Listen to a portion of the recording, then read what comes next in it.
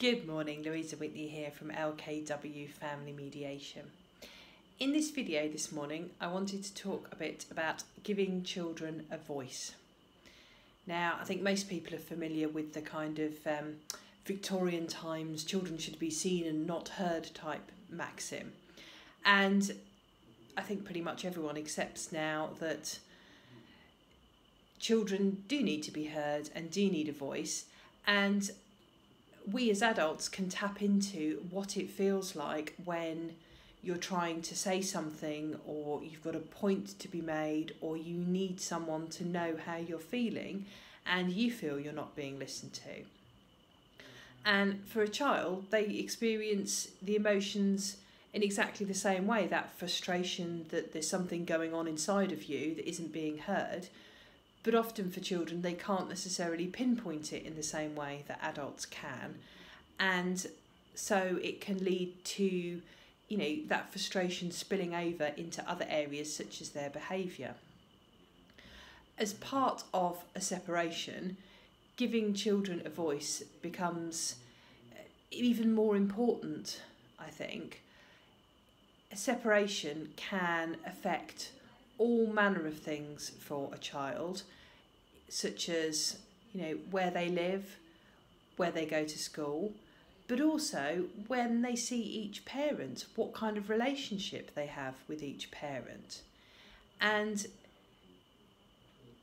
it's definitely the case that there is an idea that children should be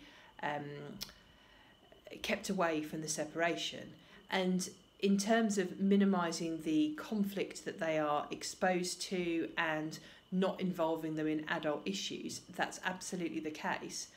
But what that doesn't mean is not explaining to them what's going to happen next. What changes are they going to see in the short term? What changes might happen in the long term? And if you don't know what they are yet, when will you know? And that's a really important point of dealing with your children's emotions, feelings after a separation. And if you think that that's something that is an area where you as a family are struggling with, then consider how you can give your children a voice in the context of your separation.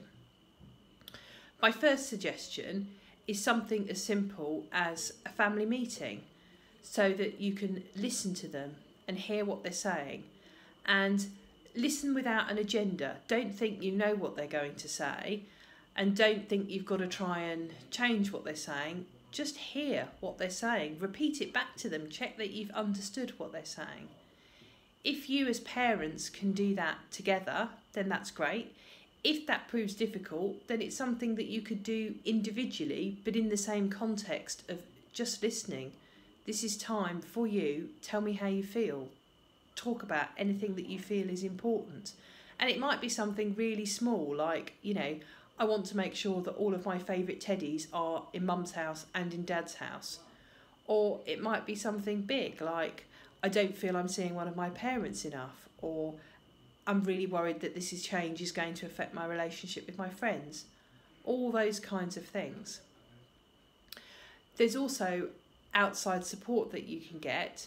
There's a charity called Voices in the Middle, and their sole aim is to give children whose parents are separating a voice as part of that, and you can find their website just by googling Voices in the Middle. The other thing that you can do is that your children can be involved in the mediation process, and the idea of that is to give them a voice in the mediation process to talk about what they see, what they feel, and what they want to be heard on as part of their parents' separation. It absolutely does not give them any decision-making power, and it's not saying to them, well, you can choose where you live. It's just about giving them a mechanism to enable their voice to be heard by their parents. And sometimes as parents, it's hard to hear your children's voices in a separation, because you're upset and your children know that you're upset and they love you. They don't want to make you any more upset by telling you things that they think might upset you. And it's hard enough often in life, working, holding down the things you need to do your job, dealing with all the kind of basic life admin and looking after children and all the basic day-to-day tasks, to then have to add into that making difficult emotional, legal, financial decisions, then that becomes a really tough ask. And everybody is only a human being, and we all find sometimes that we are up to our limit, and sometimes we miss things as parents, as friends, all those kind of things.